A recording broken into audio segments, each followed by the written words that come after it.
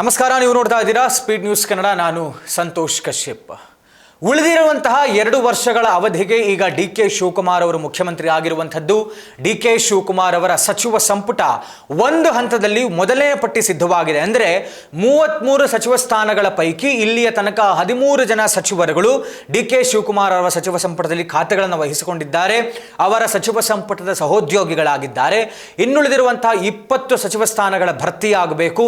ಅದು ಬಹುಶಃ ಇದೇ ತಿಂಗಳ ಒಳಗಡೆ ಆಗಬಹುದು ಅಂತ ಹೇಳಲಾಗ್ತಾ ಇದೆ. ಆದರೆ ಡಿ.ಕೆ. ಶಿವಕುಮಾರ್ ಅವರ ಸಚಿವ ಸಂಪುಟದ ಸಹೋದ್ಯೋಗಿಗಳು ಅವರಿಗೆ ಕೊಟ್ಟಿರುವಂತಹ ಖಾತೆ ವಿಚಾರದಲ್ಲಿ ಅಸಮಾಧಾನ ಇರೋದ್ರಿಂದ ಖಾತೆಗಳನ್ನು ವಹಿಸಿಕೊಂಡಿಲ್ಲ.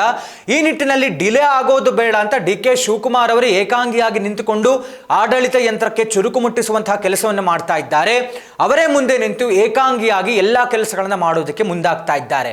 ಈ ಮಧ್ಯೆ ಬಹಳ ಪ್ರತಿರೋಧಕ್ಕೆ ಮತ್ತು ಚರ್ಚೆಗೆ ರಾಜಕೀಯ ಪಡಸಾಲೆಯಲ್ಲಿ ಎಡೆ ಮಾಡಿಕೊಟ್ಟಂಥದ್ದು ಏನಿ ಕಾಂಗ್ರೆಸ್ ಸರ್ಕಾರ ಗ್ಯಾರಂಟಿ ಯೋಜನೆಗಳನ್ನು ಘೋಷಣೆ ಮಾಡಿ 2023ರಲ್ಲಿ ಅಧಿಕಾರಕ್ಕೆ ಬಂತಲ್ಲ. ಈಗ 3 ವರ್ಷಗಳು ಸಿದ್ದರಾಮಯ್ಯನವರ ಅಧಿಕಾರ ಪೂರ್ಣ ಮಾಡಿದಂಥ ನಂತರ ಈಗ ಡಿ.ಕೆ. ಶಿವಕುಮಾರ್ ಅವರು ಮುಖ್ಯಮಂತ್ರಿ ಆಗಿದ್ದಾರೆ. ಅವರ ಮೇಲಿರುವಂತಹ ಬಹುದೊಡ್ಡ ಜವಾಬ್ದಾರಿ ಏನು ಅಂತ ಹೇಳಿದ್ರೆ ಇದೇ ಗ್ಯಾರಂಟಿ ಯೋಜನೆಗಳನ್ನು ಅದೇ ರೀತಿಯಾಗಿ ಎಲ್ಲರೂ ಫಲಾನುಭವಿಗಳಿಗೆ ಸಿಗುವಂತ ರೀತಿಯಲ್ಲಿ ಮುಂದುವರಿಸಿಕೊಂಡು ಹೋಗುವಂಥದ್ದೇ ಈಗ ಡಿ.ಕೆ. ಶಿವಕುಮಾರ್ ಅವರ ಮೇಲಿರುವಂಥ ಜವಾಬ್ದಾರಿ. ಈ ಮಧ್ಯೆ ಇತ್ತೀಚೆಗಷ್ಟೇ ಗೃಹಲಕ್ಷ್ಮಿ ವಿಚಾರದಲ್ಲಿ ಒಂದಷ್ಟು ಜನರನ್ನ ಫಲಾನುಭವಿಗಳನ್ನ ಡಿಲೀಟ್ ಮಾಡಲಾಯಿತು ಆ ಒಂದು ಲಿಸ್ಟ್ನಿಂದ. ಇದು ಪ್ರತಿಪಕ್ಷಗಳ ಕೆಂಗಣ್ಣಿಗೆ ಮತ್ತು ಜನಸಾಮಾನ್ಯರಲ್ಲಿ ಒಂದು ರೀತಿಯಲ್ಲಿ ಭಿನ್ನಾಭಿಪ್ರಾಯ ಬರುವಂತಹ ರೀತಿಯಲ್ಲಿ ಮಾಡಿರುವಂಥದ್ದು.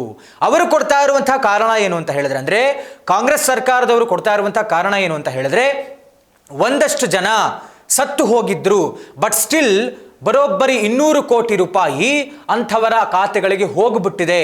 ಅಂದರೆ ಸರಿಯಾಗಿ ನೋಡಿಕೊಂಡಿಲ್ಲ.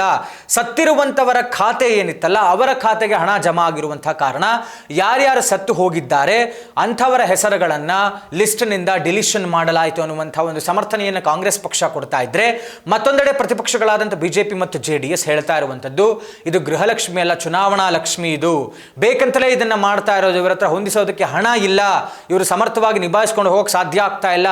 ಹೀಗಾಗಿ ಇದೆಲ್ಲದಕ್ಕೂ ಕೂಡ ಕಡಿವಾಣ ಹಾಕಬಹುದು. ಗ್ಯಾರಂಟಿ ಯೋಜನೆಗಳು ಮುಂದುವರಿಯಲ್ಲ. ಒಂದು ಕಡೆ ಗೃಹಲಕ್ಷ್ಮಿ 2,000 ರೂಪಾಯಿ ತಿಂಗಳಿಗೆ ಕೊಡ್ತೀವಿ ಅಂತ ಹೇಳಿಕೊಂಡು ಹೆಂಗಸರಿಗೆ ಇವರು ಮಾಡ್ತಾ ಇರುವಂತಹ ಅನ್ಯಾಯ ಇದು ಸುಮ್ಮನೆ ಅಷ್ಟೇ ಇವರು ಮಾಡಿದ್ದಂಥದ್ದು, ಕಣ್ಣೊರೆಸುವಂತಹ ಕೆಲಸ ಅಷ್ಟೇ ಇದು. ಇನ್ನು ಮುಂದೆ ಯಾವುದೇ ಗ್ಯಾರಂಟಿಗಳು ಇರೋದಿಲ್ಲ, ಎಲ್ಲವೂ ಒಂದೊಂದಾಗಿ ಹಂತವಾಗಿ ನಿಂತುಕೊಳ್ತಾ ಬಂದು ಬಿಡುತ್ತೆ ಅನ್ನುವಂಥ ವಿಚಾರ ಎಲ್ಲೆಡೆಯೂ ಕೂಡ ಗೊತ್ತಾಗ್ತಾ ಇದ್ದ ಹಾಗೆ ಚರ್ಚೆ ಆಗ್ತಾ ಇರುವಂಥದ್ದು ಈಗೇನು ವಿಚಾರ ಅಂದರೆ, ಡಿ.ಕೆ. ಶಿವಕುಮಾರ್ ಮುಖ್ಯಮಂತ್ರಿ ಆಗಿದ್ದಾರೆ, ಆದರೆ ಗ್ಯಾರಂಟಿ ಯೋಜನೆಗಳು ಮುಂದುವರಿದೆ ನಿಂತೋಗ್ಬಿಡುತ್ತಾ ಅನ್ನುವಂಥ ಚರ್ಚೆಗಳಿಗೆ ತೆರೆ ಎಳೆಯುವಂಥ ಕೆಲಸವನ್ನು ಡಿ.ಕೆ. ಶಿವಕುಮಾರ್ ಮಾತಾಡಿದ್ದಾರೆ.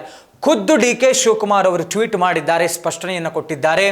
ಗ್ಯಾರಂಟಿ ಇದ್ದೇ ಇರುತ್ತೆ, ಗ್ಯಾರಂಟಿ ನಿಲ್ಲೋದಿಲ್ಲ, ಯಾವುದೇ ಕಾರಣಕ್ಕೂ ನಾವು ಗ್ಯಾರಂಟಿ ಯೋಜನೆಗಳನ್ನು ನಿಲ್ಲಿಸೋದಿಲ್ಲ. ಅದು ನಮ್ಮ ಹೆಮ್ಮೆ, ನಮ್ಮ ಅಸ್ತಿತ್ವ, ನಾವು ತಂದಿರುವಂಥದ್ದು, ನಾವು ಕೊಟ್ಟ ಮಾತಿನಂತೆಯೇ ನಡೆದುಕೊಳ್ತೇವೆ. ಯಾವುದೇ ಕಾರಣಕ್ಕೂ ನಾವು ಗ್ಯಾರಂಟಿ ಯೋಜನೆಗಳನ್ನು ನಿಲ್ಲಿಸೋದಿಲ್ಲ.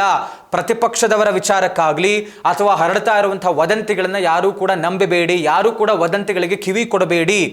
ಏನಾಗಿದೆ, ಯಾರೋ ಒಂದಷ್ಟು ಜನ ನಕಲಿ ಖಾತೆಗಳನ್ನು ಸೃಷ್ಟಿ ಮಾಡಿಕೊಂಡು ಸತ್ತಿರುವಂಥವರ ಹೆಸರಲ್ಲಿ ನಕಲಿ ಖಾತೆಗಳನ್ನು ಸೃಷ್ಟಿ ಮಾಡಿಕೊಂಡು ದುಡ್ಡು ಹೊಡಿತಾ ಇದ್ದಾರೆ, ಅವರ ಖಾತೆಗಳಿಗೆ ದುಡ್ಡು ಹೋಗ್ತಾ ಇದೆ.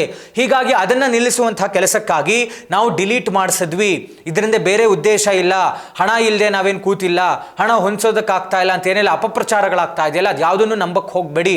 ಯಾವುದೂ ಕೂಡ ನಿಲ್ಲಲ್ಲ. ಗೃಹಲಕ್ಷ್ಮಿ ಆಗಲಿ, ಗೃಹ ಜ್ಯೋತಿ ಆಗಲಿ, ಏನು ಪಂಚ ಗ್ಯಾರಂಟಿಗಳನ್ನು ಕೊಟ್ಟಿದೆಯಲ್ಲ ಕಾಂಗ್ರೆಸ್ ಸರ್ಕಾರ 2023ರಲ್ಲಿ, ಅದನ್ನು ಕಂಪ್ಲೀಟ್ಲಿ 5 ವರ್ಷಕ್ಕೆ ನಾವು ಮಾಡ್ತೇವೆ, ಯಾವುದೇ ಕಾರಣಕ್ಕೂ ನಿಲ್ಲಿಸೋದಿಲ್ಲ. ಬೇರೆ ವದಂತಿಗಳನ್ನು ನಂಬಬೇಡಿ, ನಮ್ಮ ಸರ್ಕಾರದ ಮೇಲೆ ಭರವಸೆಯನ್ನು ಕಳೆದುಕೊಳ್ಬೇಡಿ. ಏನೋ ಒಂದಷ್ಟು ಎಡವಟ್ಟುಗಳಾಗಿದ್ದಾವೆ, ಸರ್ವರ್ ಇಶ್ಯೂ ಒಂದಷ್ಟು ತಿಂಗಳ ಕಾಲ ಸಿಕ್ಕಿಲ್ಲ, ಅದೆಲ್ಲವನ್ನ ಕೂಡ ಪೂರೈಸುವಂಥ ಕೆಲಸವನ್ನು ಮಾಡೇ ಮಾಡ್ತೇವೆ. ನಾನು ಮುಖ್ಯಮಂತ್ರಿಯಾಗಿ ಉತ್ತಮವಾದಂಥ ಕೆಲಸ ಮಾಡೇ ಮಾಡ್ತೀನಿ ಅನ್ನುವಂಥ ಮಾತನ್ನು, ವಿಶ್ವಾಸದ ಮಾತುಗಳನ್ನು, ಭರವಸೆಯ ಮಾತುಗಳನ್ನು ಡಿ.ಕೆ. ಶಿವಕುಮಾರ್ ಆಡ್ತಾ ಇದ್ದಾರೆ.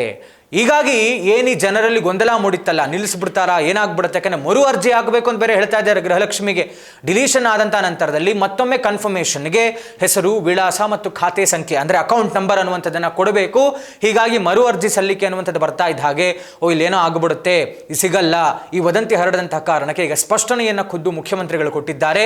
ಏನೇನೆಲ್ಲ ಆಗುತ್ತೆ, ಇದೇ ರೀತಿಯಾಗಿ ಗ್ಯಾರಂಟಿ ಯೋಜನೆಗಳು ಮುಂದುವರಿಯುತ್ತಾ ಅಥವಾ ಮತ್ತಿನ್ನೇನಾದರೂ ಅದರಲ್ಲಿ ಗೊಂದಲ ಉಂಟಾಗುತ್ತಾ, ಏನೇನೆಲ್ಲ ಆಗುತ್ತೆ ಅನ್ನುವಂಥದ್ದನ್ನು ನಾವು ಕಾದು ನೋಡಬೇಕಾಗಿದೆ. ಇದಾಗಿತ್ತು ಈ ಹೊತ್ತಿನ ವಿಶೇಷ. ನೋಡ್ತಾ ಇರಿ ಸ್ಪೀಡ್ ನ್ಯೂಸ್ ಕನ್ನಡ, ಸುದ್ದಿ ನಿಮ್ಮದು, ವೇಗ ನಮ್ಮದು.